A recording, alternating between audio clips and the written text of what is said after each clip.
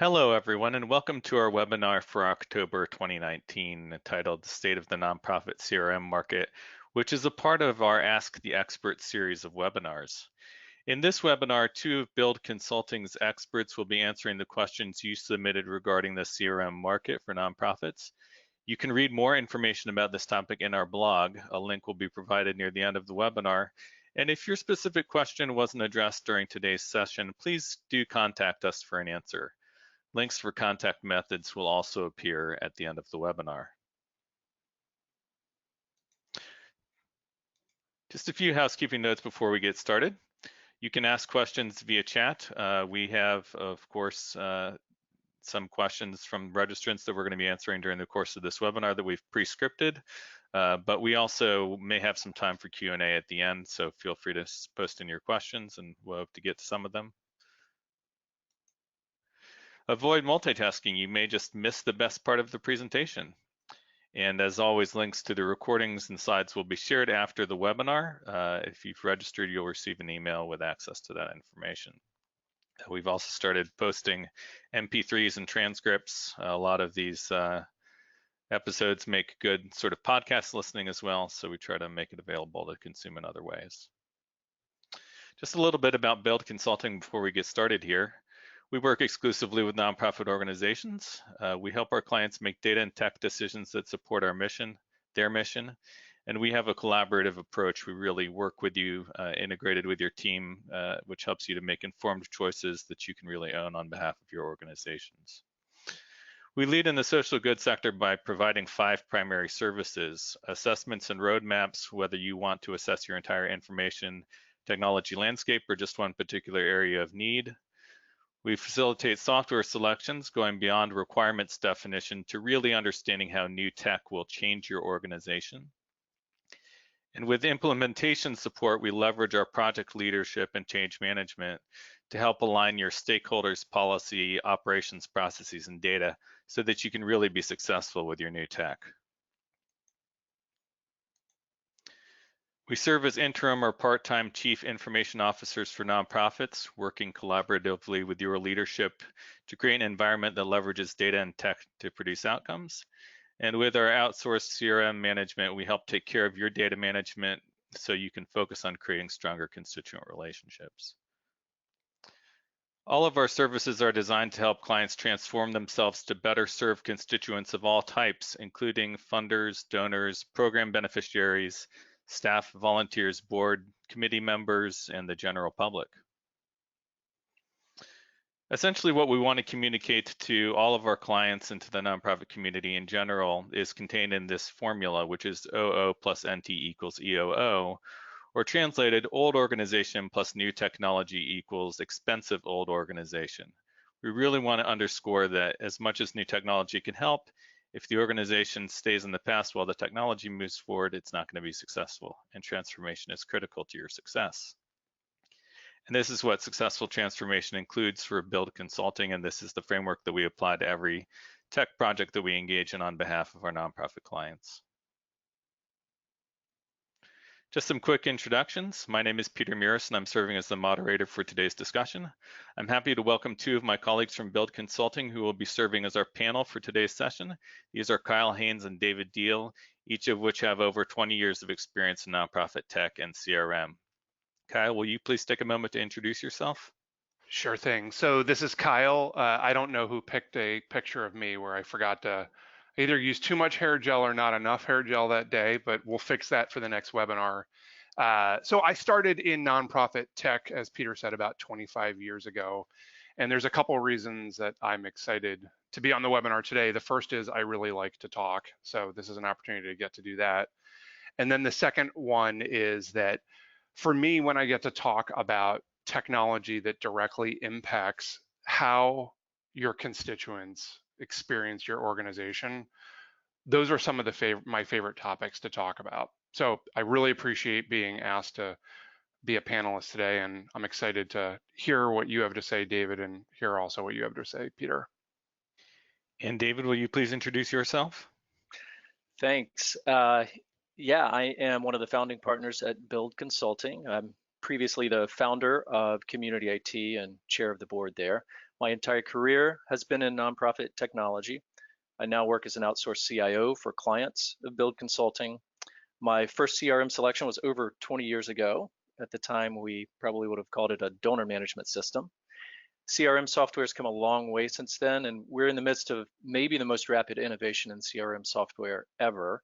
So I'm really excited to share some of my perspective on that today. So thanks for having me. Thanks, Kyle and David. Now we'd like to share a little information about you registrants for the webinar. We received 20 excellent questions in advance from registrants. There were 90 registrants, just over 90 registrants, and we have 30 attending live today. Thank you for participating. We gathered some information about you during the registration process. One of the things that we wanted to share is just some of the CRM tools that different organizations that registered for the webinar are using. You can see there's quite a diverse set. These are not all of the ones that were named in the registrations, but some of them that came up more than once. And then these are some of the types of roles that are held by some of the registrants for today's webinar and nonprofit organizations, just so you can get a sense of who else is in the audience and what your peers are doing inside of their organizations to the extent that a title ever really conveys what we do. And we wanted to also give you a sense of the number of the size of the organizations that are registered. You can see that the largest group is 1 to 20 employees, but there's also some pretty large organizations that have registered for this webinar and are either attending or will be consuming the content after the fact. So it's a pretty diverse group, but generally speaking, mostly 100 employees or less. And we're hoping to just ask a couple quick poll questions here that you can interact with so we can learn a little bit more about each other before we get into the meat of the presentation and help us to also tune our answers a little bit more to your needs. So I'm going to be trying to go to webinar polling for the first time here, so bear with me if it doesn't work out all that well. So the first question is, are you attending as an employee or representative of a nonprofit, vendor, or other, just to get an idea of where our audience is at? I see the answers are coming in now.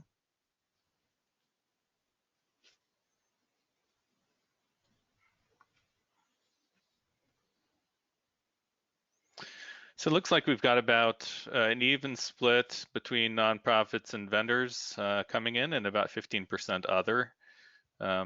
Maybe a few more vendors than nonprofit folks, so that's good. Next, we want to know if you are a nonprofit. This is a question just for the nonprofits. Are you currently considering getting a new CRM? Yes or no?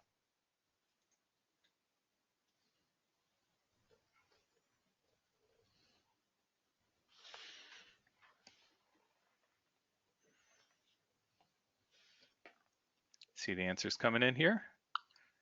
Give it another few seconds. Looks like a good percentage of the audience is interested in, at least speculatively, in considering a new CRM. And by that we mean, you know, both new entirely to your organization or to replace an existing CRM system. So that's good. It's good to know. And then finally, if you are a nonprofit, do you currently have Salesforce or Microsoft Dynamics CRM as a part of your ecosystem? And the reason we're asking this question is because it's helpful to know whether people are using sort of best of breed individual products for particular reasons, or if they have some sort of broadly capable CRM platform. And Salesforce and Dynamics CRM being two of the prominent ones in that space right now. Looks like about 27% of the nonprofits attending have Salesforce. That's no surprise if you have Dynamics CRM, but the majority of the audience don't have either. So that's good to know. Thank you for sharing that information.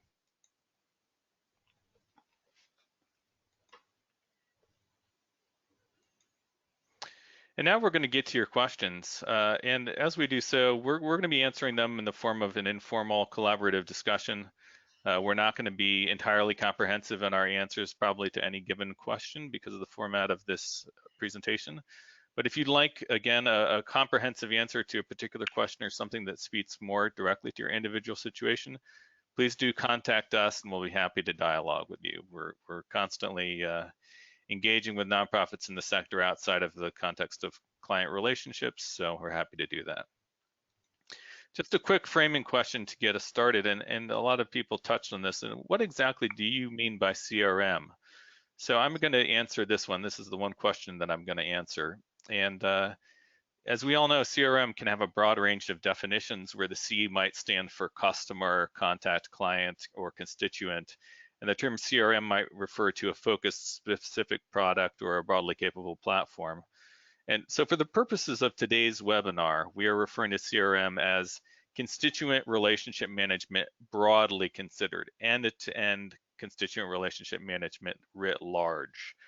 And in constituents, what do we mean by constituents? Well, that could include any individuals in your nonprofit's ecosystem: donors, funders, volunteers, service recipients, program beneficiaries, even staff, et cetera. So we're taking a very broad definition of CRM as we talk about the state of the market. So the first question from registrant that we want to tackle is, what are the major CRM product categories? How should we sort of be viewing the landscape at a macro level? And to answer this question, I'm going to turn first to you, Kyle, and see how you would lead off in answering this question. Then we'll bring David in and get his thoughts. Sure thing. Yeah, you alluded to it actually in your definition of CRM. And I think that when I started, it was a fairly narrow definition, but as you said, it's really come to encompass a number of different types of products. But I think to simplify for today, the way that I might think about it would be sort of applications that are best of breed. So in the fundraising world, those might be things like Classy or Donor Perfect or the Razor's Edge. And I think at the time that I entered the profession, that was sort of your only option other than a custom option. And then the second one, which you alluded to, or at least asked folks about in some of the intro polling questions, were platforms. And those things would be things like Salesforce, which I think there are about 20% of folks on today's call who are nonprofits who are using Salesforce, or increasingly Microsoft Dynamics. And I think I also would include in that some of the applications that have been built specifically to work in Salesforce, or specifically built to work in Dynamics, that would work for specific parts of your organization. And for me, a platform, what that means is that something has already apps that are built on it or can integrate with it. And it also means that you can build your own applications on it, your own functionality on it. But what it doesn't mean is that it's just an all-in-one application that does everything. And I think that's something we try to remind our prospective clients and folks that we interact with, that just by going to Salesforce or just by going to Dynamics, it doesn't mean that it natively has everything that you need. And that's how I think about the major CRM product categories.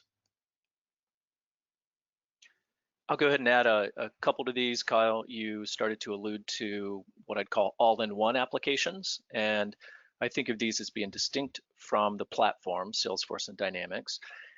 We see this historically with CRMs that smaller organizations may use, something like Zoho, for example.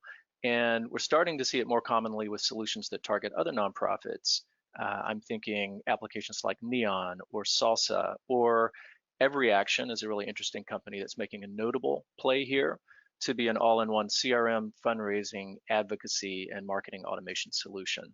And of course, it's been a common approach in the association sector for a long time with AMS software. And then, the last category, Kyle, you briefly mentioned it, custom-built software. We're really not talking about this too much in today's discussion. It's really reserved for only the largest nonprofits, the most unique situations. And I'm really differentiating this from what I'd call semi-custom applications that might be built on a platform like Salesforce or Dynamics. Yes, they're somewhat custom, but yes, they're also accomplished through kind kind of configuration as opposed to really intense coding. Something you mentioned, David, I think that resonated with me that I think is interesting is when you talk about custom built software, the increasingly infrequent times that I hear people talking about that, and people really moving in the direction of either a platform or something like a best of breed application. Yeah, good point. In fact, I can't say I've seen a use case for it anytime in recent years. Yeah. Great, thank you. And the next question from the registrants were, what's better, an all-in-one product or a variety of solutions that feed into one database of record? David, why don't we go to you first with this one? Sure, and I also wanted to mention that this was asked in some other ways by other registrants. Someone asked, do you recommend using the same CRM for program data collection, analytics, and also sales and fundraising? And someone else asked, when are all-in-one solutions relevant? So first, I would just say it's really not an either or between all-in-one or a variety of solutions. There's also, I put the platform approach as something distinct from both of those. So we have best of breed, we have platform, and we have the all-in-one approach. So I really think about those three categories. And I would say, it depends on the organization. What do they have now for software? How attached are specific departments to their existing software? I will, for purposes of answering this question, assume that, a nonprofit that's thinking about making a switch, historically many of those have taken a best of breed approach. That's historically been more common. So how attached are specific departments to their best of breed software? How sophisticated is their use of that software? So if departments' use of the software is less sophisticated or they're less attached to it, then I think a platform may be a good choice. I will say, I think in my experience, it's generally a little easier to centralize, consolidate your data on a platform rather than building integrations between best of breed applications. I think another instance in which a platform can be a good choice is if your business requirements are highly unique and inflexible, because a platform provides the flexibility to handle these unique needs. So most often this would be a solution like Salesforce or Dynamic CRM. Occasionally, though, you may find a best of breed solution that is sufficiently flexible to handle those requirements. On the other hand, if departments are attached to their best of breed software, or if they use it in really sophisticated ways, I would say look at options to integrate these best of breed solutions. It really takes a lot of effort and time and cost to switch from solutions that are working really well for departments, and there needs to be a compelling business reason to do that. So instead of moving them off of that software, look for options to integrate it. So there are multiple ways to get a 360-degree view of your constituents, not only the platform approach, but integrating best of breed solutions is a way to do that. There are really a couple of ways you might go about that. One is a direct integration between best of breed solutions. You can use middleware, products such as Workato, MuleSoft, Azure Logic Apps. There's one called Fracture, which is an interesting middleware plus data warehouse option specifically designed for nonprofits. You've got Omatic, which is middleware for blackboard solutions. Zapier is a consumer grade option that's really been gaining lots of traction, and it's growing into a business class solution. So middleware is one way to go about integrating best of breed solutions. And really the other option is the data warehouse approach. So a data warehouse is something that pulls together data from multiple systems into a single location that's often used for analytics and reporting. I mentioned Fracture as an example before of nonprofit-focused software that does this. And there's something else really interesting is Microsoft's Common Data Service, which is a very interesting play in this area, where data from solutions hosted on Microsoft Azure or integrated with Dynamics CRM, especially if it's written to one of their common data models like the nonprofit CDM, the nonprofit common data model. Solutions that are hosted there, that integrate with that, their data is made accessible to tools like Power BI. And I find that fascinating as an approach for consolidating data. So I'll stop there. The way, I mean, I think that that's all those are some of those things I hadn't really considered in quite that light. And if I can learn on this call, whether it's Zapier or Zapier, I know I will have come away learning something new. But I mean, one thing that I think about is if I think about for a specific organization, and I think about the constituents that they interact with, and I was thinking about a Venn diagram, how many different departments share responsibility for engaging and managing constituent relationships?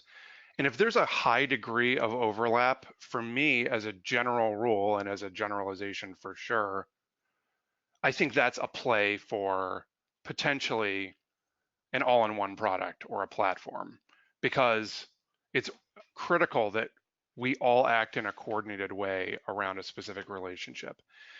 If that impetus is a little bit, if the overlap is a little bit less, there's only a small set of relationships that we have a shared responsibility for managing, engaging with, and the impetus for having that information synchronized in real time is relatively low, then it might be a play for a variety of solutions that really meet the needs of each individual department.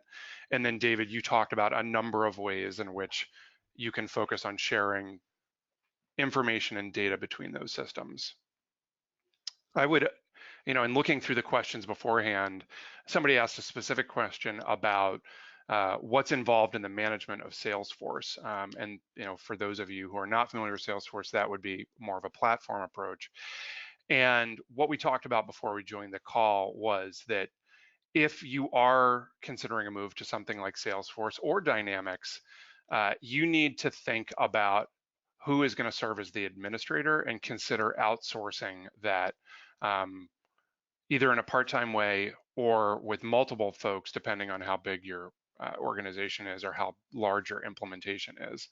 And then another question was specifically for someone who is new to Salesforce and what training might look like. And I think that really depends. We talked about this beforehand, but it depends on what your flavor of Salesforce is. And one thing that we can say for certain is you'll want custom training that is built around how people work rather than a generic training that simply orients them to what Salesforce can do or what Salesforce does.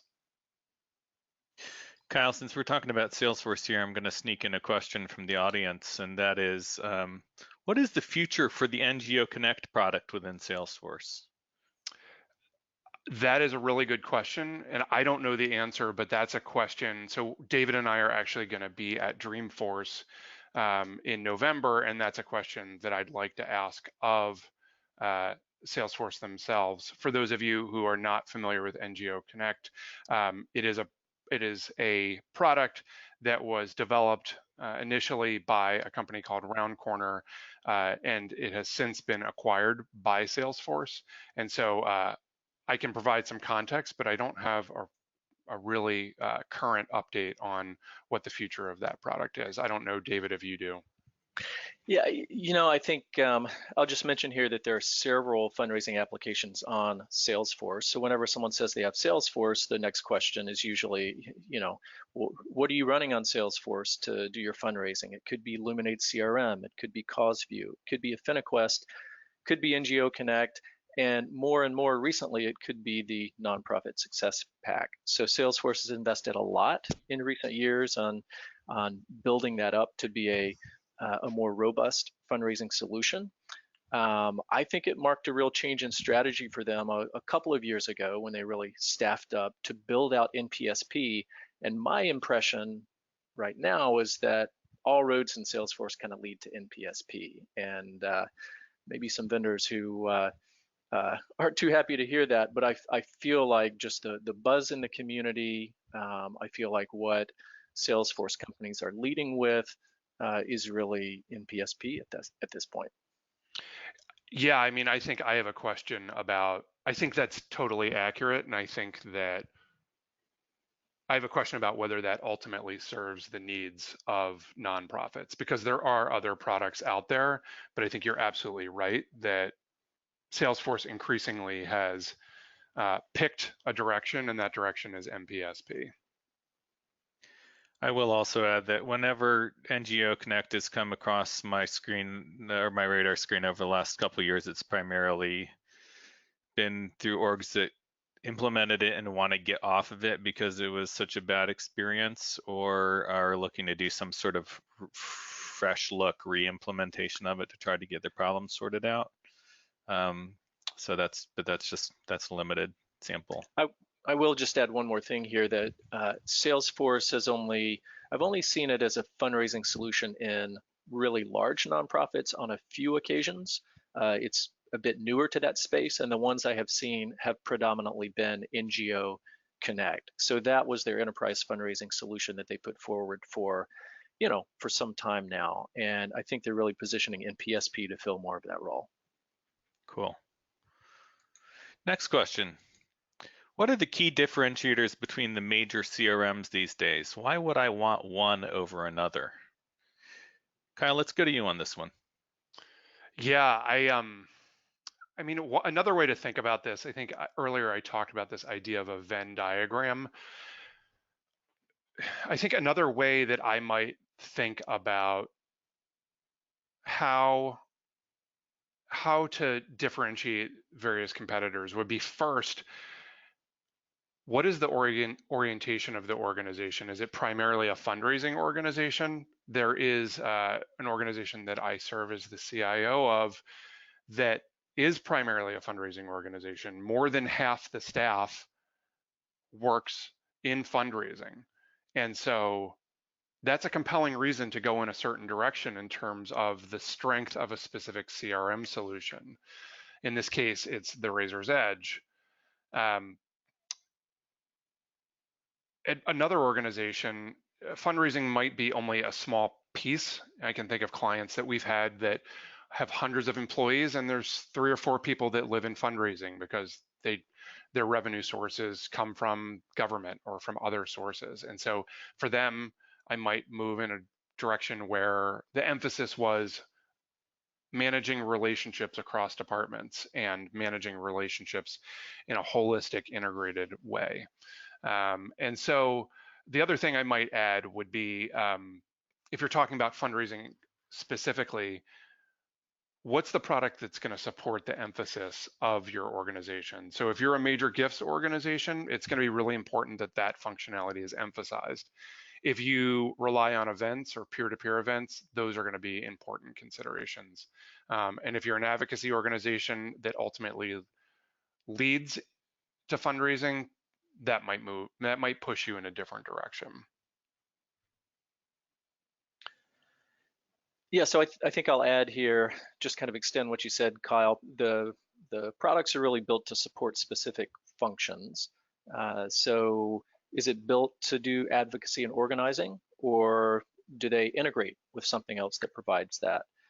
If you're looking at fundraising as at scale, do you have a solution that supports complex multi-channel segmentation of your donors and prospects?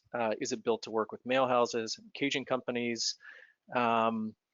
If I'm a school, the CRM I might look for as a school is a student information system, and there are lots of options out there for that. Other differentiators is digital fundraising built in for donation pages, event registration, peer-to-peer fundraising. Is marketing automation built in? Or does it integrate with the marketing automation solution that you may already be attached to? I'm also seeing SMS and tighter integration with that by different tools. I'm seeing more social integration. What does it offer for integration with Facebook, LinkedIn, Twitter, etc.? And AI has been the hot thing the past couple of years. How does a CRM leverage artificial intelligence to help with tasks like identifying prospects or tailoring your outreach to those prospects? And then finally, what does it look like to extend the CRM's capabilities to integrate with other solutions for things like program management or service management? Usually that either requires a custom build on a platform. I see a lot of that, people building out on Salesforce, also Microsoft Dynamics 365, custom semi-custom solutions to manage their programs or manage the services that they're providing. Or you can integrate with a purpose-built solution for human services case management, for example, ETO, Apricot, Civicor, now part of Neon One, Client Track, Exponent case management, things like this. And then final thing I'll say here is, how does it integrate with your ERP or finance solution? Razor's Edge, for example, has tight integration with Financial Edge. Sometimes that uses something called Omatic. We often see Salesforce integrating with Intact or sometimes NetSuite. And then Dynamics CRM has several integration options with Dynamics ERP solutions. In general, though, we'll see this CRM to ERP finance integration utilizing middleware. So I think a lot of vendors are really currently exploring how to more seamlessly integrate finance plus CRM plus program data to really better relate things like revenue to costs to outcomes.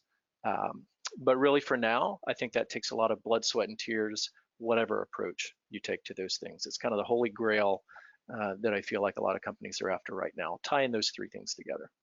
Mm-hmm. Peter, if I could just add something based on what you just said, David. I mean, something that I think is interesting is when organizations in general are pursuing something like, we need this CRM to integrate with our finance system, in general, organizations tend to do a significant amount of due diligence around that. Like, we want to make sure that is going to work. What does that look like?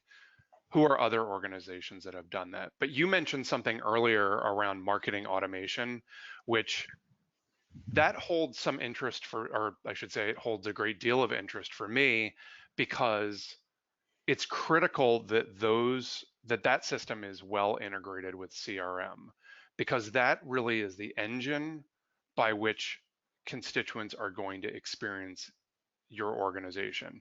It's how you are going to communicate with them. And increasingly, when you talked about things like social media, it's how you listen to them and you have a conversation two ways. So the point that I probably am taking too long to get to is that many organizations take it on blind faith when vendors tell them that they have marketing automation solutions, that they just integrate with their CRM. And they make assumptions that those integrations are robust or well-defined.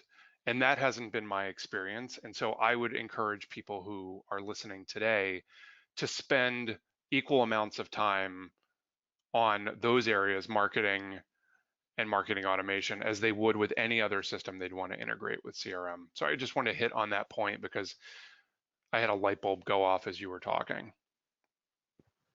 I think those are great answers, and yeah, a lot of my clients where I've worked with CRM over the past, I would say even 5 years, are primarily focused not on the core sort of constituent record management functionality, but how that relates to marketing automation, including as pertains to outcomes measurement, sort of being able to measure different checkpoints along the marketing funnel and see what's being successful and what's not, as well as just the idea of increasing the fidelity of the data connection between the CRM and the ERP. Those are areas in which I've spent a lot of time, so I think those are really good points. Yeah, I think it's interesting the number of times that the marketing department is the driver to get a new CRM. They're the ones who are agitating for it, which sometimes that's very well founded, and it's not a reason not to do it. But again, just make sure that the promises that a vendor makes around the extent of integration are actually borne out in reality. Mm-hmm. That's a good segue into the next question, which is, how do I know if my organization could benefit from a new CRM? Kyle? Yeah, I mean, that's a really good question. And that's something, I think what I would underpin in my answer is that for most organizations, the answer to that question should be answered by the organization rather than by an individual department. And so I would encourage that as any anyone was considering that they engage as many folks as possible in answering that question. But I might add to that things that might drive me to recommend moving would be things like, does by making a move, can I actually tie that to better outcomes? Can I tie that to raising more revenue? In my experience, making the argument that technology is simply out of date or something is new and shinier, those aren't compelling reasons to make the move, because there will always be something new and shiny. I think that because these switches take so much blood, sweat, and tears, it's not always a straightforward question to answer. And maybe I might say there are 3 signs your organization could benefit. One is you're losing revenue, or there's an opportunity to generate more revenue. The second would be that your organization is flailing or failing your constituents, and it's not able to meet constituents where they are. And the last one would be that you're a growing organization, and the new CRM, in order for you to grow, it's incumbent upon you to make a switch. But if the CRM is supposed to drive any of those things in of its own or on its own, then that's probably not a reason to make a switch. I'll just add, I feel like we do encounter a fair number of organizations that start with the specifics of what they want a new CRM to do. And they want to immediately go look for vendors who promise that they can do it better. They want to do demos, get that new software. And our experience has really been that when the organization can take a step back and answer not only why, but most importantly, what's the plan to benefit from this new technology, those are the nonprofits that are the most successful at making an effective switch. So that's where build starts when we engage with clients around a potential CRM replacement. Why do you want this? What business value is it going to provide? And what's the plan to really benefit from the new CRM? Cool. Next question is, oh, this is a doozy. How do I handle internal pressure from my organization to change our CRM system? Kyle?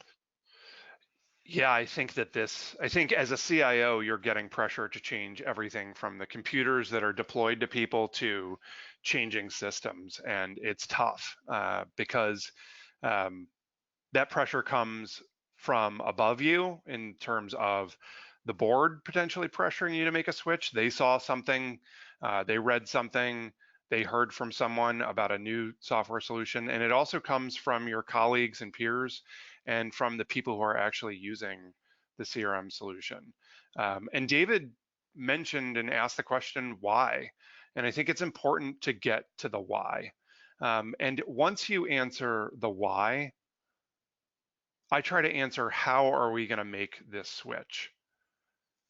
And getting the organization to understand that it is a sizable switch, it's a sizable investment of time and energy, and that we need to spend time planning for it and for resourcing it.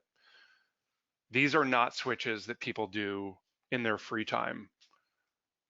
At nonprofits, I have not encountered anyone who's craving more work because they have a ton of free time. And certainly as a CIO, you're not in that position either. And so I think that really answering the question about how you're going to make this switch and defining it and resourcing it is critical. And that's one question that I would ask of any organization, and that can help alleviate some of the pressure that you're getting. And I think the other thing that I'd mention is that oftentimes people view these solutions, we need to move to Microsoft or we need to move to Salesforce. We're going to collaborate more on relationships, and it's the software that has been the barrier to this. And I haven't encountered many organizations where that's the only thing going on. Oftentimes there are other parts of the organizational DNA that are not supporting effective relationship management. my colleagues at Build know that I love analogies. So here's one. If my wife and I aren't communicating effectively, I hope she's not coming home with a new iPhone with the idea that that's going to help us communicate more effectively. It's some other problem, and getting to the root of why we're not communicating effectively is the first step before we make any technology purchases or any organization makes one. So back to the question around handling internal pressure. Many of the organizations that we work with, we introduce an information strategy framework that we use, and I'm wondering if that wouldn't be helpful for the person who asked the question, using our information strategy white paper, because it actually prompts you to think about the things that need to be in place for technology to be successful. And as you read it, what you'll see is that we put technology last intentionally. And I'm wondering, Peter, if perhaps in the follow-up after the webinar, we can send folks a link so they can download it if they find it helpful. But I use that all the time when I'm presenting my findings and results of our assessments, because it introduces all of the things that need to be in place for a technology change or a CRM system change. Yeah, thanks. And we just got a comment from somebody on the audience that said, this is a fantastic webinar. Thanks for that feedback. Very much appreciate it. Was it David? No, it wasn't David. Oh, you let my secret out. So I think we need to start moving a little bit more quickly if we're going to make it to the end, especially if we want to have a little bit more time for questions. But the next question is, what vendors and CRM systems should my org know about? What are the most popular CRMs? I mean, we've mentioned a number of different types of products within different categories so far. David, what would you add in answering to this question? So I just want to say as a caveat before providing this answer that the market is changing so rapidly that I think it's really important not only to develop good requirements, having a really good sense of what you need before you start looking, but then when you do start looking for potential vendors, do it through multiple channels. Talk to colleagues, talk to peer communities, do internet searches, go to conferences. The CRM solution you looked at 2 years ago may now be much better or much worse relative to the current capabilities of other solutions on the market. So that being said, I'll talk about some common solutions we see by category. So first, fundraising at large scale. We will often see Blackbaud CRM, BBCRM. We'll see ROI, ROI. We're beginning to see some Salesforce in large nonprofits as well for fundraising at scale. For mid-sized nonprofits, Razor's Edge has long been a go-to solution. The Salesforce community seems to be converging on NPSP, in my opinion, but there are certainly other Salesforce fundraising applications. There are a lot of options here, and I'll just say, please see our blog for more of the mid-market fundraising options. When it comes to digital and online fundraising, by which I mean donation pages, peer-to-peer fundraising, event registration and management, some solutions are going to have that built in, and some CRMs are going to integrate with tools like Classy, TeamRaiser, Rallybound, now a product of Neon One, Click and Pledge, Donor Drive, QGive, Kindful, or others. I'll point you to another blog post. There's a long list of those. I feel like a lot of investment has been going in that space recently, and there are a lot of vendors competing for your attention there, but tons of options, which I love. It's a very competitive market right now. Every action, I'll say, I mentioned them earlier, they're making some very interesting moves as both an all-in-one CRM plus advocacy and organizing plus digital engagement and digital fundraising, and as not only kind of that all-in-one solution, but also as a digital engagement front end for Salesforce and Razor's Edge. So the reason I mentioned them is they received a large investment. I think it was about a year ago, sometime pretty recently in the big scheme of things. They've made several acquisitions, BSD Tools, Action Kit, some really strong software that they've acquired. They now have hundreds of employees. They're building out their solution quickly. So I'm definitely following every action very closely. Neon, I feel like, has made some interesting moves after some VC funding led to the formation of Neon One, which then acquired Civicor, which I'm familiar with for their human services case management, their mentoring, and their grant tracking. And Neon One also acquired Rallybound, which provides some of the online fundraising capabilities. Solutions for email marketing, some of the solutions have this built in at this point. If they don't, and Salesforce and Raiser's Edge do not have email marketing built in, what do they integrate with? Do they integrate with MailChimp, Constant Contact, Marketing Cloud? I'm going to point out, even though Marketing Cloud is a Salesforce product, it is not built into Salesforce. It was an acquisition. It's a separate product that is integrated with Salesforce, but it is separate. Luminate Online, those are solutions that you might integrate with your CRM. And then other solutions like Every Action, they're building in email marketing and marketing automation. It's also built into solutions like Salsa, Neon, and some others. Finally, I'll just say for advocacy and organizing, one person asked about options that work for organizations that do in-person community organizing and don't assume that all relationships are donation driven. It's a great point. I look to solutions like Every Action and Salsa, Nation Builder, or other digital engagement tools that really serve as the online front end and integrate with the back-end CRMs. I'm thinking solutions like Engaging Networks, Springboard, Soapbox, and then also previously BSD tools and ActionKit, now both of which are part of Every Action. So that's a lot of solutions by category. We talked about Salesforce and fundraising solutions for organizations of various sizes. And I think Salesforce has some great advantages, including lots of companies that are building on or integrating with it, lots of companies, systems integrators who can help you to tailor it to your needs, as well as lots of end users, people who are familiar with it, who connect online and offline to find ways to leverage it better. I think those are all huge advantages for Salesforce. I think Blackbaud, I'll just call out that they have an ecosystem of products for nonprofits of all sizes for fundraising. And most people think of fundraising, I feel like, when they think of Blackbaud, but also higher ed, arts and theater, grant making, religious organizations, data enhancement, payment processing. It's really an all-in-one type approach. Yeah, that's just a quick scan of what vendors I feel like you should know about.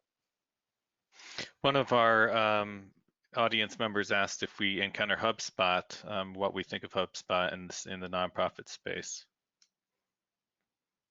Do we have a perspective on that? Yeah, I have not worked with HubSpot firsthand. I have seen proposals for it.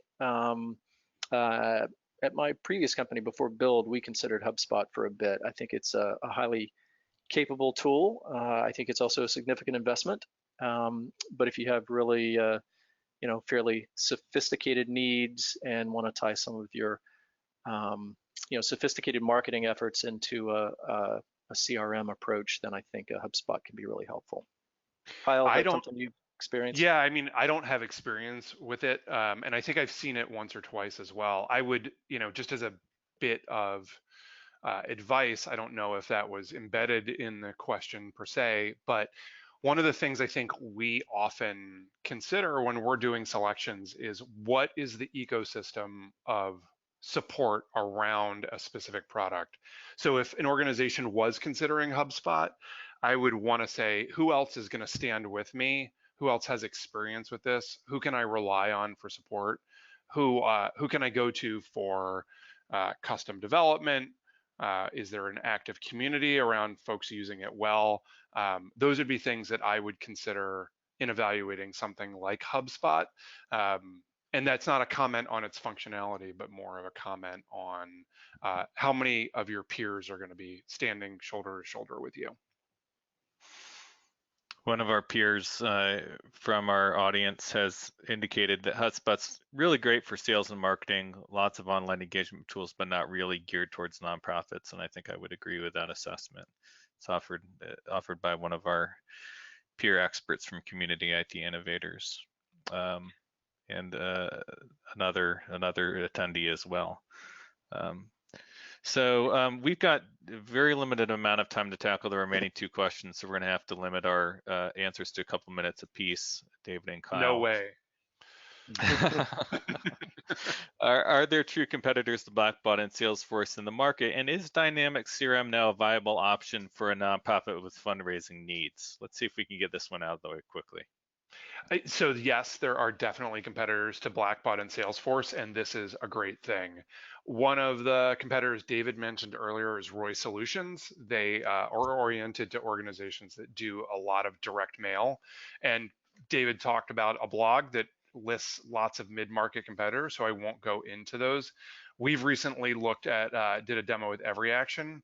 We were shocked at how quickly they've grown, both in size and in functionality.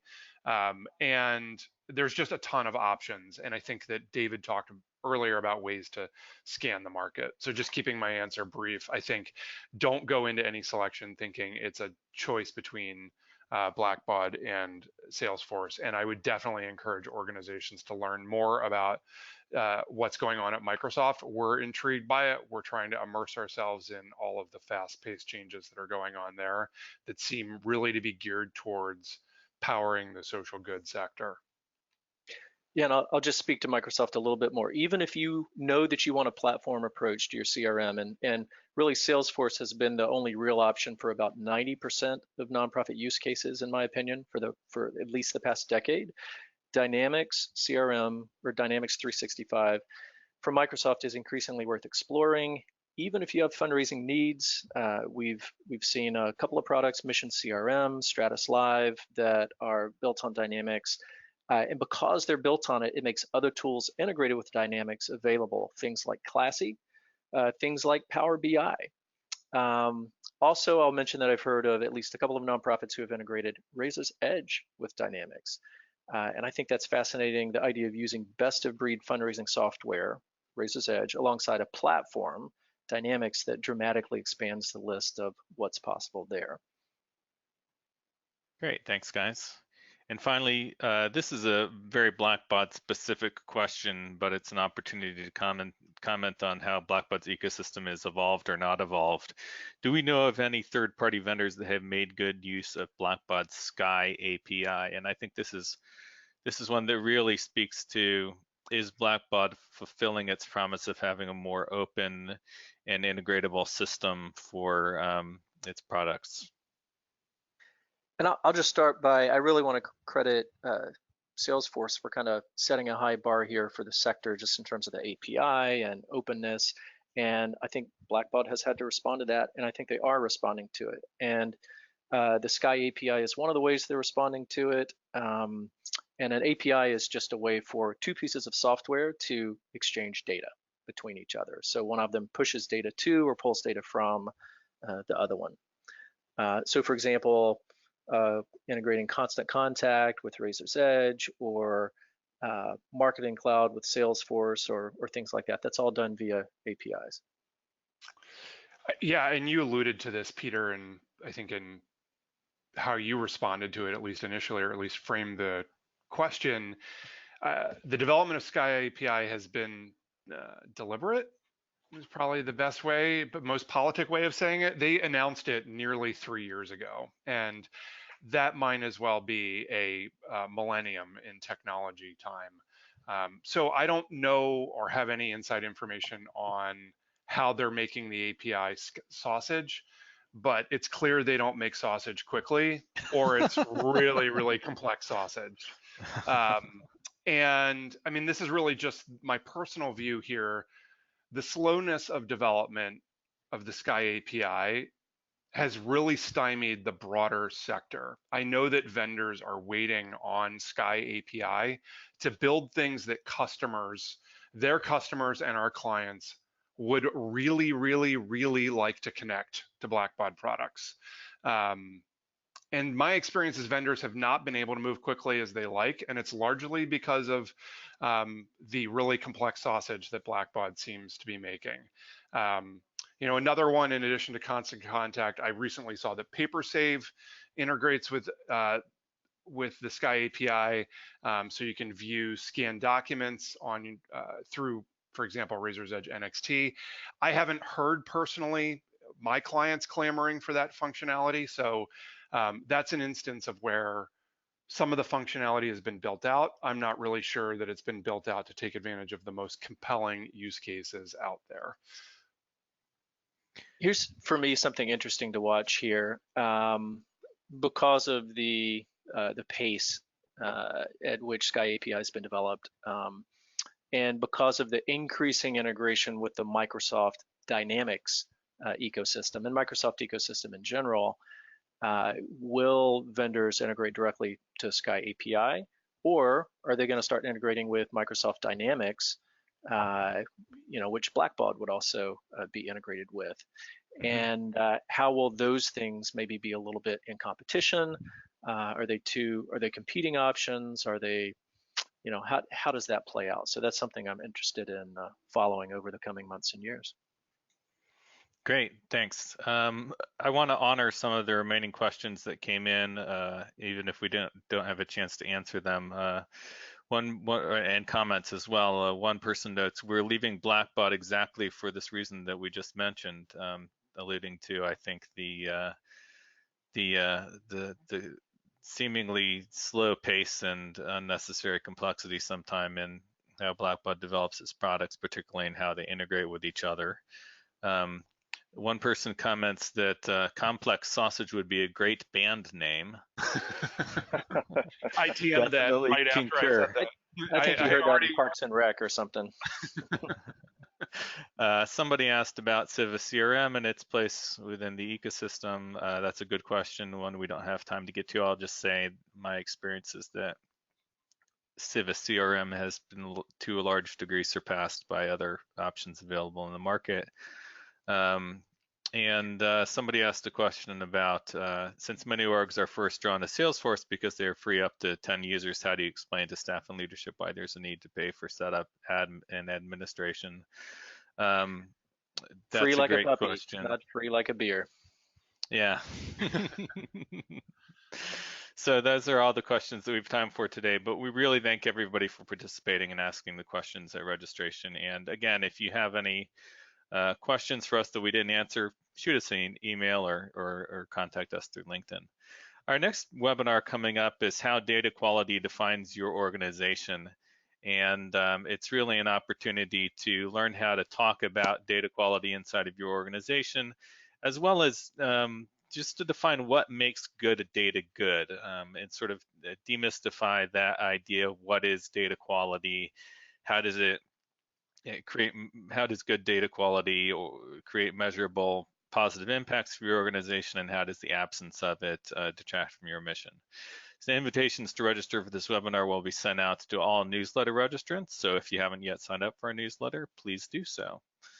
And finally, if you want more information, you can go visit our blog. The learning resources on the site are where the white paper, the information strategy white paper, can be found, although we will post a direct link to that in the follow-up newsletter, making the recording available.